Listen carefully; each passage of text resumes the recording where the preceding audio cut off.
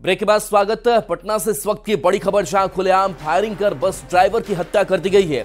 0 mile गया मोड़ पर खुलेआम फायरिंग हुई, जिसमें बस ड्राइवर की मौत हो गई है। बदमाशों ने 10 राउंड फायरिंग की है। कुछ महीने पहले इस बस के कंडक्टर की भी गोली मारकर हत्या कर दी गई थी। तो आखिर ये घटना पूरी है क्या? क्योंकि पहले इसी बस के कंडक्टर की गोली मारकर हत्या कर दी जाती है और अब खुलेआम फायरिंग कर इस बस ड्राइवर की भी हत्या कर दी गई है। 0 माइल गया मोड़ पर खुलेआम फायरिंग होती है। बदमाश 10 राउंड फायरिंग करते हैं और इस घटना को अंजाम देकर चलते बनते हैं। तो पुलिस के लिए भी बड़ी चुनौती कि कैसे इन अपराधियों तक पहुंचा जाए। संजय हमारे साथ न्यूज 18 संवाददाता जुड़े हुए हैं। संजय, वही बस जिसके कंडक्टर की पहले गोली मारकर हत्या की गई और अब ड्राइवर, क्या पूरी घटनाक्रम सामने आई है?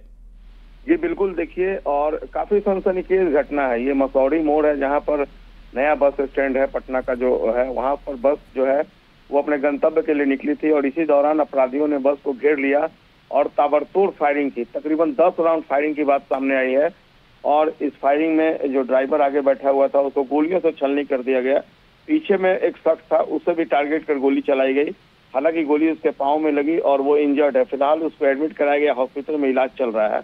रामकृष्ण नगर थाना क्षेत्र की ये घटना है और मौके पर सिटी एसपी समेत तकरीबन आधा दर्जन से अधिक थानों की पुलिस टीम पहुंची और पूरे मामले की छानबीन जो के रामदास सिटी एसपी पूर्व हैं उनके नेतृत्व में की गई है। सीसीटीवी फुटेज को खंगाला जा रहा है। जो क्रिमिनल्स हैं उनको आइडेंटिफाई किया गया है। 4 की संख्या में क्रिमिनल्स बताए जा रहे हैं और पुलिस जो है, जो पुरानी जो हत्या हुई है कंडक्टर की, उससे भी इस मामले को जोड़ कर देख रही है और सिटी एसपी का दावा कि जल्दी इस पूरे मामले में कार्रवाई की जाएगी। लेकिन जिस तरीके से ताबड़तोड़ फायरिंग हुई, काफी भीड़ भाड़ वाला इलाका था और वहां पर अपराधियों ने दुस्साहस का परिचय दिया और एक बड़ी वारदात को अंजाम कर पुलिस को चुनौती दी है। देखना होगा पुलिस कब तक इस पूरे मामले का उद्भेदन करती है। राहुल जी, चलिए, शुक्रिया संजय इस अपडेट के लिए आपका। आरा से बड़ी खबर है, जहां लाहरपा हत्याकांड में पुलिस की बड़ी कार्रवाई हुई है। 2 आरोपी को पुलिस ने गिरफ्तार किया है। 5 खोखा, 1 जिंदा कारतूस बरामद कर लिया गया है। देर शाम जख्मी तीसरे व्यक्ति की भी मौत हो गई थी। आपको बता दें कि जिले के लाहरपा में शादी समारोह में अंधाधुंध फायरिंग की गई थी, जिसमें गोली लगने से 2 व्यक्ति की मौत हो गई थी और 3 लोग गंभीर रूप से घायल हो गए थे। गाड़ी साइड करने को लेकर पूरा विवाद हुआ था। इसके बाद फायरिंग हुई और भीड़ का फायदा उठाकर अपराधी फरार हो गए थे। हालांकि अब 2 गिरफ्तार कर लिए गए हैं, बाकी 2 घायलों का इलाज भी जारी है। कुल प्राथमिकी दर्ज कर ली गई है। 7 नामजद अभियुक्त हैं। इसमें से हम लोगों ने जो है 2 की गिरफ्तारी अभी कर ली गई है और अन्य अभियुक्तों की गिरफ्तारी के लिए छापेमारी की जा रही है। पुरानी इन लोग की रंजिश थी। जो प्राथमिकी अभियुक्त है बबलू, उनसे जो है पूर्व में भी जो है घटना हुआ है, तो एक वो रंजिश है और भी कई अभी स्पष्ट कारण निकल कर नहीं आ रहा है। जब हम लोग अभी और जांच पड़ताल किए हैं तो लगभग 20-30 साल पहले से ही जो है ये लोग का आपस में जो है विवाद रहा है। और बाढ़ से बड़ी खबर, जहां सहायक अभियंता पर फायरिंग हुई है। जल संसाधन विभाग के अभियंता पर फायरिंग की खबर है।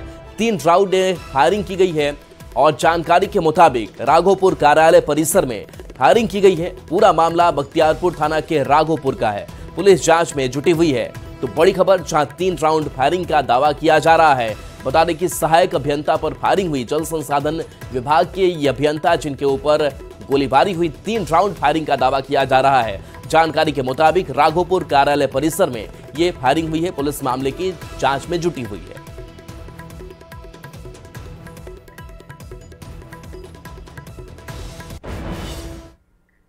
मुजफ्फरपुर में शादी से मना करने पर लड़की पर पेट्रोल छिड़ककर उसे जलाने की कोशिश की गई है। ब्रह्मपुरा थाना क्षेत्र के मेहंदी हसन चौक मोहल्ले की एक महिला ने एक व्यक्ति पर घर में घुसकर मारपीट करने और उनकी बेटी पर पेट्रोल छिड़ककर जान से मारने का प्रयास करने का आरोप लगाया है। महिला ने आरोप लगाया कि आरोपी युवक लाल बाबू उनकी बेटी पर शादी का दबाव बना रहा था। उसने उसकी बेटी के ऊपर पेट्रोल छिड़ककर जलाने का प्रयास किया। लड़की के घर वालों ने किसी तरह लड़की की जान बचाई और उसे लेकर इलाज के लिए सदर अस्पताल पहुंचे, जहां लड़की का इलाज चल रहा है। वहीं पूरे मामले को लेकर ग्रामीण एसपी विद्यासागर ने बताया कि अभी तक की जांच में समूह के पैसे को लेकर दोनों में पहले से विवाद की बात सामने आई है। पेट्रोल छिड़ककर जलाने के प्रयास की बात फिलहाल पुष्टि नहीं हुई है। शाम सुबह 6 बजे के करीब सुबह में लड़की के साथ छेड़खानी किया है। ये लड़की नहीं जाने के लिए तैयारी था, जबरदस्ती उठाता था ले जाने के लिए। ये नहीं किया, इसके देह पर पेट्रोल छीट दिया, मारा डंडा से, हाथ पूरा चीर दिया। पहले से विवाद है। रांची से बड़ी खबर है, जहां केंद्रीय जांच एजेंसी ईडी की दबिश देखने को मिली है। रांची सहित कई ठिकाने पर छापेमारी हुई है। भ्रष्टाचार के खिलाफ ये छापेमारी चल रही है।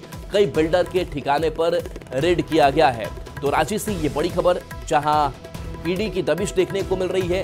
रांची सहित कई ठिकाने पर एक साथ छापेमारी हो रही है। भ्रष्टाचार के खिलाफ छापेमारी चल रही है और कई बिल्डर हैं जिनके ठिकाने पर टीम पहुंची है, छापेमारी की जा रही है। ओम प्रकाश हमारे साथ न्यूज़ 18 संवाददाता जुड़े हुए हैं। ओम प्रकाश, कहां ये टीम पहुंची है? रांची के अगर लालपुर इलाके की बात की जाए तो इन्हीं लोकेशन पर करीब 2 से 3 लोकेशन पर ईडी की टीम पहुंची हुई है, जहां पर फिलहाल जो सर्च ऑपरेशन है वो किया जा रहा है। जो जानकारी है, ईडी को कई अहम सुराग मिले थे। कई बिल्डर जो है इस बार ईडी के रेड में निशाने पर हैं और उन ठिकानों पर ईडी की टीम पहुंच रही है। कई लोकेशन पर अभी भी टीम का पहुंचना जो है वो अभी शेष है, क्योंकि कई लोकेशन को ट्रेस आउट किया गया है, वहां पर टीम पहुंच रही है। उसके बाद इस पूरे मामले में जो छानबीन है वो ईडी के अधिकारी कर रहे हैं। बता दें कि भ्रष्टाचार के खिलाफ लगातार पिछले दिनों भी जहां ईडी की टीम जो है उसके द्वारा दबिश दी गई थी, उसके बाद एक बार फिर एक बड़ी रेड जो है वो कंडक्ट की गई है। राजधानी रांची में ही जो जानकारी आ रही है सोर्सेज के हवाले से करीब आधा दर्जन से ज्यादा ठिकानों पर ईडी की टीम की दबिश जो है इस वक्त जो है वो शुरू हो चली है। वहीं अन्य लोकेशन की तलाश जो है वहां पर टीम का पहुंचना अभी विशेष है, जिसके बाद इस पूरे रेड को कंडक्ट किया जाएगा और भी बड़े पैमाने पर। और कई अहम जो जानकारियां हैं वो ईडी के अधिकारियों को मिली थी कि यहाँ से पैसों की जो अवैध जो ब्लैक मनी है वो मौजूद है और इसी आधार पर ईडी की टीम के द्वारा ये दबिश जो है वो दी गई है। जी चलिए, शुक्रिया ओम प्रकाश अपडेट के लिए आपका। और जमशेदपुर से बड़ी खबर, जहां विनय सिंह की हत्या मामले में करनी सेना के उपाध्यक्ष हत्याकांड से जुड़ा हुआ मामला, सूत्रों के हवाले से बड़ी खबर, जहां जेल से हत्या की साजिश की आशंका जताई गई है। जमीन विवाद, गैंगवार में हत्या का शक है। सभी बिंदुओं पर पुलिस जांच कर रही है। झाड़ियों में विनय सिंह का शव मिला था, जिसके बाद से लोगों का गुस्सा भी फूटा था। और अब खबर ये सामने आ रही है सूत्रों के हवाले से कि जेल से हत्या की साजिश रची गई, जिसकी आशंका जताई जा रही है। जमीन विवाद का भी एक मामला सामने आ रहा है। गैंगवार में हत्या का शक जताया जा रहा है और इस पूरे मामले पर पुलिस जांच कर रही है, सभी बिंदुओं पर जांच कर रही है। बता दें कि झाड़ियों में विनय सिंह का शव मिला था, जिसके बाद से लोग सड़कों पर भी आए थे। लगातार हो हंगामा भी होता रहा और कार्रवाई की मांग की जाती रही। आशीष हमारे साथ न्यूज़ 18 संवाददाता जुड़ गए हैं। आशीष, से जेल से हत्या की साजिश की आशंका, ये एक एंगल सामने आ रहा है, क्या अपडेट है फिलहाल? जी बता दूं कि राष्ट्रीय उपाध्यक्ष विनय सिंह की हत्या का आज 24 घंटा हो गया। हालांकि अब तक पुलिस के हाथ खाली है, मगर जिस तरह 2-3 बिंदुओं पर पुलिस जांच कर रही, जिस तरह सूत्रों के मुताबिक खबर आ रही है कि ये जमीन विवाद और गैंगवार को लेकर ये घटना को अंजाम दिया गया है। विनय सिंह को सोची समझी तरह से साजिश के तहत उसे ले जाकर उसे जंगलों में, उसके बाद उसे सटाकर सर पर पिस्टल से गोली मारी गई है, जिस तरह कल पोस्टमार्टम में यह खुलासा हुआ। हालांकि जिस तरह ये साजिश रची गई थी, जेल में जिस बातें सामने आ रही कि जेल में कुछ कैदी जो है वो गैंगवार के जो 2-3 अपराधी है, उस गैंग से ये विनय सिंह की दोस्ती थी, उसी को लेकर ये घटना को अंजाम दिया गया है। फिलहाल ग्रामीण एसपी ने साफ तौर पर कहा कि 2-3 बिंदु पर हम जांच कर रहे हैं और जल्द से जल्द मामले का खुलासा होगा। हालांकि करनी समाज के तमाम लोगों का आज एक आम बैठक भी है। अगर कल तक गिरफ्तारी नहीं होती है तो जमशेदपुर बंद करने का भी आह्वान कर रहे हैं। मगर अब देखना यह है कि पुलिस कब तक इस पूरे मामले का खुलासा कर पाती है, क्योंकि 2-3 बिंदु सामने आ रही है कि किस एंगल पे इसकी घटना को अंजाम दिया गया है। जी चलिए, शुक्रिया आशीष इस अपडेट के लिए आपका। और गढ़वा से बड़ी खबर है, जहां सड़क हादसे में 2 लोगों की मौत हो गई। बेकाबू गाड़ी के पलटने से हादसा हुआ है। हादसे में 5 लोग घायल हैं। सभी घायल सदर अस्पताल में भर्ती कराए गए हैं। डंडई के लावादुनी गांव की घटना सामने आई है। तो गढ़वा से बड़ी खबर, जहां सड़क हादसा हुआ, 2 लोग की मौत हो गई है। बेकाबू गाड़ी के पलटने से हादसा हुआ। हादसे में 5 लोग घायल हैं। सभी घायल सदर अस्पताल में भर्ती कराए गए हैं। डंडई के लावादुनी गांव की यह घटना सामने आई है।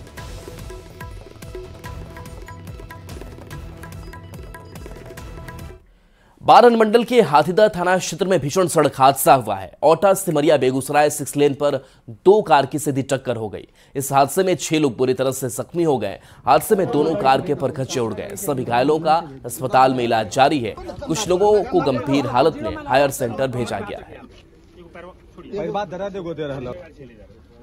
नया मुकामा से आपको बेगूसराय के लिए नया रोड बना है, उसमें एक एक्सीडेंट हो गया। 2 गाड़ी अपने आसपास आमने सामने टकरा गई है।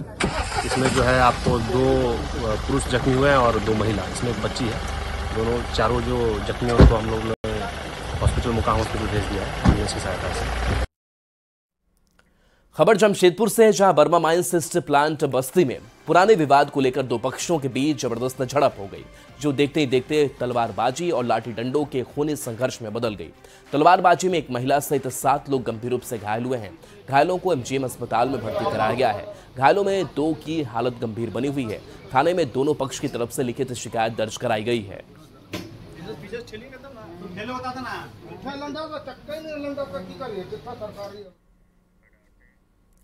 अगली खबर हजारीबाग से, जहां झील में डूबे युवक आलेख गौरव का अब तक कोई पता नहीं चल पाया है। 16 घंटे बाद भी रेस्क्यू टीम को सफलता नहीं मिल पाई है। स्थानीय गोताखोरों के साथ चौपारण से आई विशेष गोताखोरों की टीम भी तलाश में जुटी है। दरअसल सोमवार की सुबह आलेख गौरव अकेले ही नाव लेकर झील के बीच चला गया था। उसी दौरान अचानक नाव पलट गई और वो झील में समा गया। हम लोग यहाँ पर आने के बाद अभी आधा घंटा हुई हम लोग यहाँ घुसने में। रात के समय है, कठिनाई तो हो गई और पानी का भी अवतार मतलब यहाँ बेसी है। पानी का अवतार मतलब यहाँ पर कुछ कम है, फिर आगे जाके 40 फीट प्लस बता रहा है। घास ये जो देख रहे हैं ये काटना है, शरीर को काटता है। हम लोग प्रयास में लगे हुए हैं कि जिस तरह से हम लोग और जगह भी निकालने का काम किए, बिहार, बंगाल, उड़ीसा, झारखंड, जिस तरह से भी निकालने की कोशिश किए, हम लोग शव को निकालने का काम करें। देखिए, प्रयास किया जा रहा है। जब तक आस है तब तक तो आदमी को निराश नहीं होना चाहिए।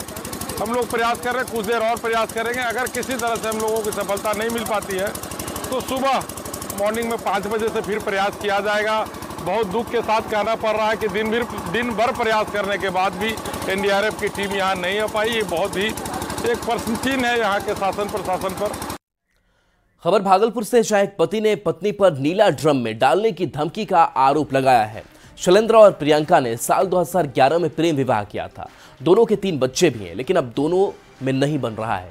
पति का आरोप है कि उसकी पत्नी का किसी और से प्रेम प्रसंग चल रहा है, जिसके कारण पत्नी और उसका प्रेमी जान से मारने की धमकी दे रहा है। शैलेंद्र और प्रियंका के बीच सड़क पर हाई वोल्टेज ड्रामा भी हुआ। शैलेंद्र पत्नी प्रताड़ना के आरोप में एक बार जेल भी जा चुका है।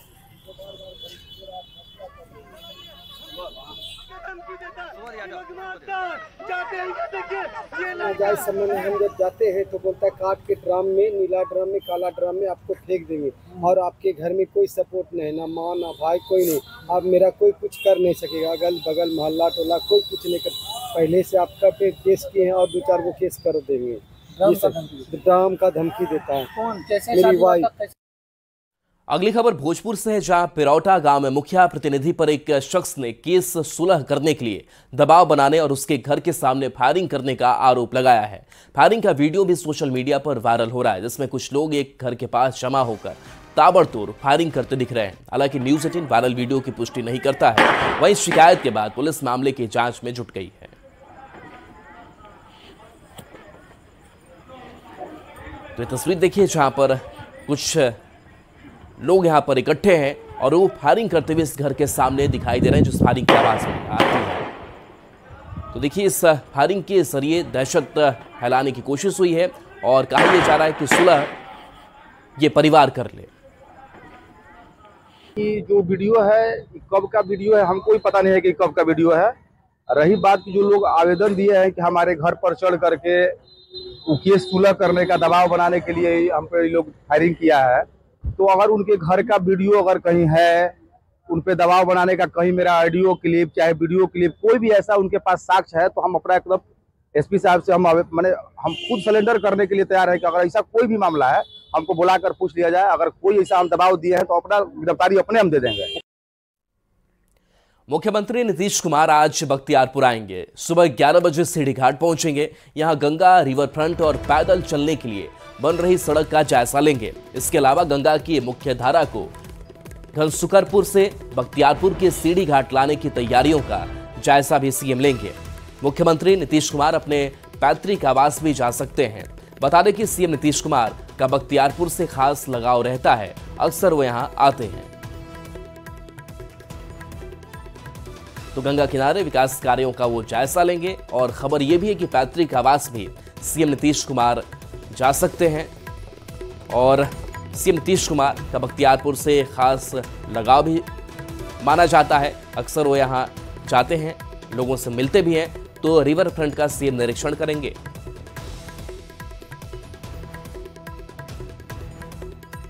चौबीस अप्रैल को पीएम मोदी मधुबनी आ रहे हैं। प्रधानमंत्री के दौरे को लेकर बीजेपी की महिला कार्यकर्ता काफी उत्साहित हैं।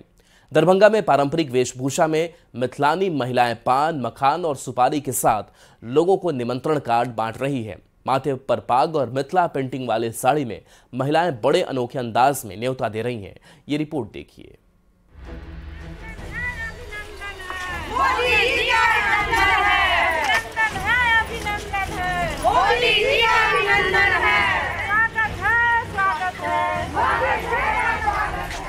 अभिनंदन है, अभिनंदन है, मोदी जी का अभिनंदन है। स्वागत है, स्वागत है, पीएम मोदी का स्वागत। माथे पर पाग, मिथिला पेंटिंग वाली साड़ी, पान, मखान और सुपारी।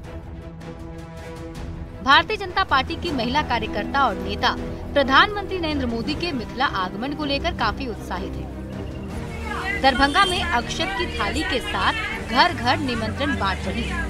पारंपरिक वेशभूषा में मिथिलानी महिलाएं लोगों से पीएम मोदी की जनसभा में आने के लिए एक अलग अंदाज में न्योता दे रही हैं।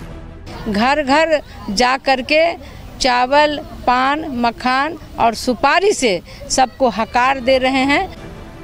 प्रधानमंत्री नरेंद्र मोदी 24 अप्रैल को मधुबनी के भैरव स्थान आ रहे हैं। पीएम के आदर सत्कार और आओ भगत के लिए भारतीय जनता पार्टी ने पूरी ताकत झोंक दी है। पीएम के कार्यक्रम को सफल बनाने के लिए आधी आबादी पूरी मेहनत कर रही है।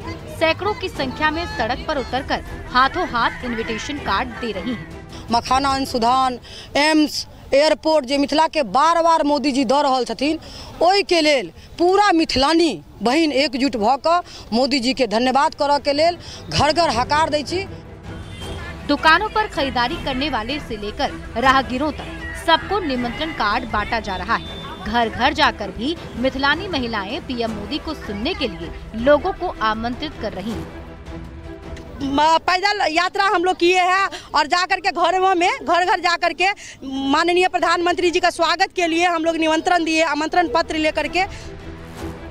बीजेपी की महिला कार्यकर्ताओं का दावा है कि पीएम मोदी ने आधी आबादी के लिए काफी काम किया है। बेटी बचाओ बेटी पढ़ाओ योजना, उज्ज्वला योजना, सुकन्या समृद्धि से लेकर महिलाओं के लिए 33% आरक्षण, ये सब कुछ पीएम मोदी के कार्यकाल में हुआ और शायद यही वजह है कि महिलाएं पीएम के बिहार दौरे को लेकर काफी उत्साहित हैं। दरभंगा संवाददाता विपिन कुमार दास के साथ bureau report, news 18। Chirag Paswan के बिहार मुझे बुला रहा है वाले बयान पर चाचा पशुपति पारस ने तंज कसा है। पशुपति पारस ने कहा, सर्वे रिपोर्ट में चिराग पासवान का स्थान छठा है। खाने वाले की इच्छा होती है, भूख होती है, लेकिन खिलाने वाले की भी इच्छा तो होनी चाहिए। हमारे कहने से वो पीएम नहीं बन जाएंगे। बिहार में जो लोग मुख्यमंत्री का उम्मीदवार हुए हैं उन सबकी राजनीतिक दुर्गति हुई है। पासवान के जो लोग हैं और चिराग पासवान खुद ये चाहते हैं कि बिहार में ज़्यादा फोकस करें। बिहार जाना चाहते हैं चिराग पासवान। चुनाव से पहले आपको लगता है कि बड़ा बदलाव हो सकता है? देखिए, भूख खाने की इच्छा होती है लोगों को, लेकिन खिलाने वाले की भूख होना चाहिए, इच्छा होनी चाहिए ना। और बिहार की जनता है और जनता सर्वोपरि है। और जो अभी सर्वे रिपोर्ट आया है उसमें सबसे अधिक दिखलाया गया तेजस्वी यादव जी को। सेकेंड में जो सर्वे रिपोर्ट है उसमें नीतीश कुमार जी का नाम है। थर्ड में प्रशांत किशोर जी का नाम है। फोर्थ में सम्राट चौधरी जी का नाम है। पांचवा या छठा नंबर में चिराग पासवान जी का नाम है। तो हम अपने मन से कुछ बोल देंगे प्रधानमंत्री बन जाएंगे, तो जनता चाहेगी तब तो प्रधानमंत्री बनेंगे। इसलिए वैसी कोई परिस्थिति अभी बिहार में नहीं है और ऐसा कुछ नहीं है। अब बोलने के लिए लोग कुछ भी बोल सकते हैं, लेकिन अभी तक जो हम देखे हैं बिहार में कि जो लोग बिहार के मुख्यमंत्री को उम्मीदवार हुए हैं विगत 40-50 वर्ष से, उस सब का राजनीतिक दुर्गति हुई है। विधानसभा चुनाव की तैयारी पर पूर्व केंद्रीय मंत्री अनुराग ठाकुर ने बड़ा बयान दिया है। अनुराग ठाकुर ने एनडीए एकजुट है, बिहार की जनता को एनडीए पर भरोसा है, नीतीश कुमार के नेतृत्व में बिहार आगे बढ़ रहा है। बिहार की जनता ने जो एनडीए पर विश्वास किया है, भाजपा, जेडीयू और सहयोगी दलों पर, वो फिर एक बार अगले 5 साल भी देगी, काम के देख कर देंगी। और विकास चाहती है बिहार की जनता, और मोदी जी के बहुत दिल के करीब है बिहार। नीतीश जी के नेतृत्व में बिहार आगे बढ़ा है, और गठबंधन जो भारतीय जनता पार्टी, जेडीयू और अन्य दलों का है, ये सब मिलकर चुनाव लड़ेंगे और बिहार में एक बार फिर सरकार बनाएंगे। ईवीएम और चुनावी प्रक्रिया पर सवाल उठाए जाने पर केंद्रीय मंत्री गिरिराज सिंह ने राहुल गांधी पर हमला बोला है। गिरिराज सिंह ने कहा कि राहुल गांधी देश के हितचिंतक नहीं है, देश के अंदर पीएम को गाली देते हैं और देश के बाहर देश को गाली देते हैं। नेशनल हेराल्ड मामले से ध्यान भटकाने के लिए राहुल ऐसे बयान दे रहे हैं। राहुल गांधी देश के हितचिंतक नहीं है, देश के अंदर पीएम को गाली देते, देश के बाहर देश को गाली देते। संवैधानिक व्यवस्था को जो लोग आज चिल्ला रहे हैं, उनसे मैं पूछना चाहता हूं, संवैधानिक मर्यादाओं को राहुल गांधी को तो इस्तीफा देना चाहिए, और राहुल गांधी नेशनल हेराल्ड में अगर उनको कुछ सजा हुआ या कुछ हुआ, उससे ध्यान भटकाने की भी कोशिश कर रहे हैं। और चलिए न्यूज़ 18 बिहार झारखंड पर खबरें आपके लिए लगातार जारी है।